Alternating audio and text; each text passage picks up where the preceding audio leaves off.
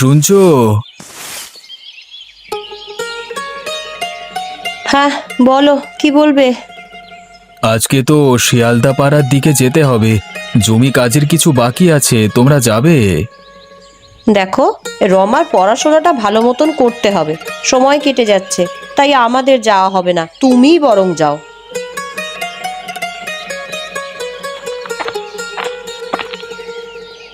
মা, ও মা, আমি অনেক পড়াশোনা করতে চাই। কাল থেকে আমার স্কুল তো শুরু হবে। হ্যাঁ মা, তুই পড়াশোনায় বেশ মনোযোগী, কিন্তু পাড়ার ছেলেমেয়েরা তো জমিতে গিয়ে বালকপনা করে, দুষ্টুমি করে। তুই যদি পড়তে মনোযোগী হোস, দেখবি অনেক ভালো ফল হবে তোর। তুমি ঠিক বলেছ, কিন্তু তুমি তো কাজের সময় বাইরে চলে যাও, সংসার কিভাবে চলবে? জীবন তো এমনই চলে, যেখানে কষ্ট সেখানেই ফসল। তুমি আর রমা ভালো থাকলেই তো আমি শান্তি পাবো। বাবা, আমি পড়াশোনায় আরো মন দেব, আর ঠিক মতন রেজাল্ট করব, তারপর চাকরি করব, আমাদের অনেক টাকা হবে। তোকে নিয়ে আমার অনেক স্বপ্ন রে মা, তুই বড় হবি, গ্রামের মুখ উজ্জ্বল করবি। পড়াশোনা করলেই তো একদিনে বড় হবি না। যেদিন হবি সেদিন আর সবাই বলবে কি সুন্দর কাজ করলি, মনে রাখবি তো? হ্যাঁ বাবা, আমি জানি, আমার মনে থাকবে। আমার লক্ষ্মী মেয়ে। নীলিমা, আমাকে একটু জল দাও, বড্ড তেষ্টা পেয়েছে গো। হ্যাঁ, এই দিচ্ছি গো। আচ্ছা রমা, তুমি বড় হয়ে কি হতে চাও? আমি ডাক্তার হতে চাই বাবা, গ্রামে চিকিৎসা করব, অনেক মানুষ বিনা চিকিৎসায় আর মরবে না, আমি তাদের পাশে থাকতে চাই।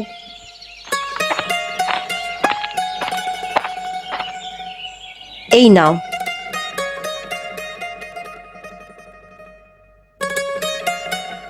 এবার আসি। সাবধানে যাও, কেমন? কিছু চিন্তা করো না, তুমি এত ভয় পেও না, ভয় পাওয়ার কিছু নেই।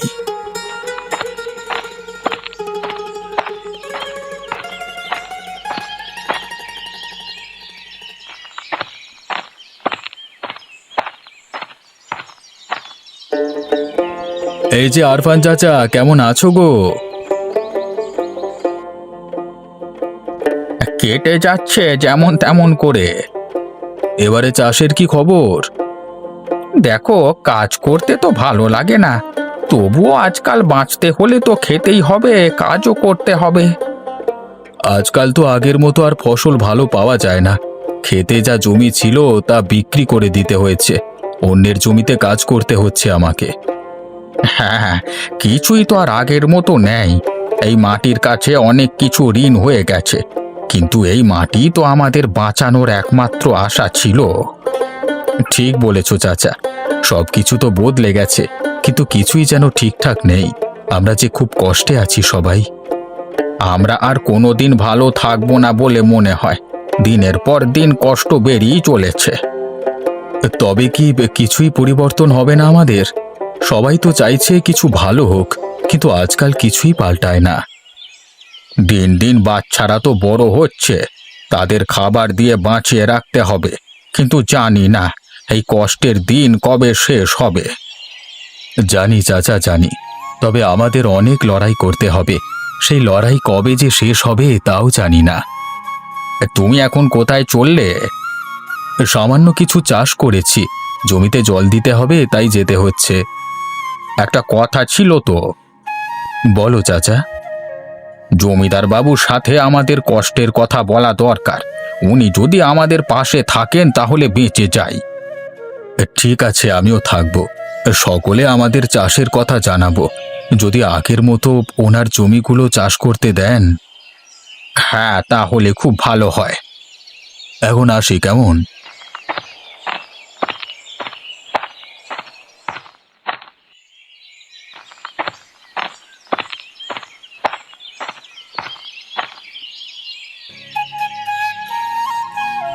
ও মা, মা, আমার পরীক্ষা শেষ হয়ে গেছে।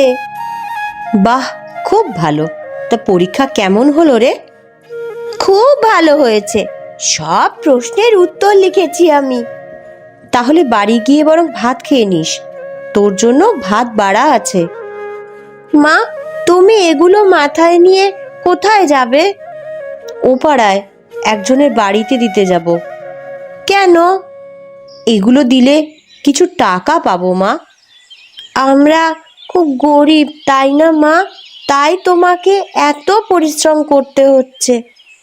এই ধান ক্ষেতগুলো একসময় আমাদের পরিবারকে অনেক কিছু দিয়েছে রে, এখন কিছুই নেই।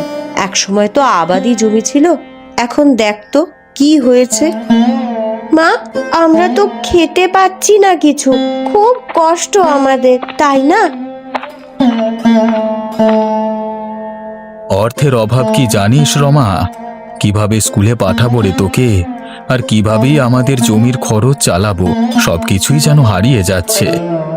হ্যাঁ গো, তবে কি আমাদের একটুও ভালো দিন আসবে না? আমাদের তো কিছুই বাঁচিয়ে রাখতে পারছি না।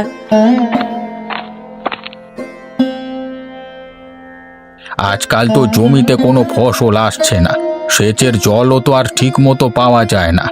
আমার জমির সেই পুরনো প্রাণ কোথায় হারিয়ে গেল। হ্যাঁ আরফান চাচা, একদিন তো মনে হচ্ছিল এই মাঠে ফসলের ঢেউ তুলে দিত। এখন কি বলবো চাচা, জলও তো আর পাওয়া যায় না, চাষের জলের খুব অভাব। কিছুই আর ঠিকঠাক হচ্ছে না। তবে কি আর আমরা কখনোই কিছু ভালো পাবো না? আমরা তো নিজের হাতেই মাটি নষ্ট করে ফেলছি।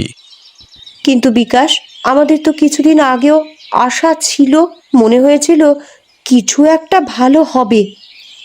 তবে কি ভালো কিছু হবে? সবই তো যেন দূর হয়ে যাচ্ছে। বিকাশ, তুই কি দেখছিস আমার জমির অবস্থাটা? এতগুলো জমি, তোদের জমি তো কিছুই নেই। এইটা দেখতে দেখতে তুইও বুঝতে পারবি আসলে কি মজা। আপনাদের জমি তো অনেক সুরেন বাবু, কিন্তু আমাদেরও তো একসময় ছিল কিছু, আমরা তো এখন আর কিচ্ছু পাবো না। আরে কিছু কি পাবি, তোরা তো জন্মেছিসই গরিব হয়ে। এই জায়গাতে তোর ভাগ্যটা ছিল এমন, সবার কাছে তো একটা জায়গা, একে একে সবাই জানে আবার এই জমি এবং সম্পত্তির দামই সবচেয়ে বেশি। তবে আপনি আমাদের রক্ষা করতে পারেন। হ্যাঁ, তোমরা বুঝতেই পারবে না, গরিব গরিবই রয়ে যাবে, আমি আর কিছু বলবো না। আপনি কি আমাদের কিছু বুঝবেন না জমিদার মশাই? মানুষও তো জীবনে এক সময় এক জায়গায় দাঁড়িয়ে থাকে না, একদিন তো আমাদেরও ছিল কিছু। আপনার জমি এবং সম্পত্তি আপনার কাছেই থাকবে, শুধু আমাদের চাষ করতে দিন, আমরা তাহলে কিছুটা রেহাই পাই। আমাদের কষ্ট যে বেড়েই চলেছে। তুমি বুঝবে না বিকাশ, আমি যেভাবে সবকিছু পেয়েছি তাতে আর কাউকে চাষ করতে দিতে পারবো না। একটু দয়া করুন, একটু বুঝুন। আমাকে ক্ষমা করো, আমি ওই দিকের জমিগুলো দেখতে যাই।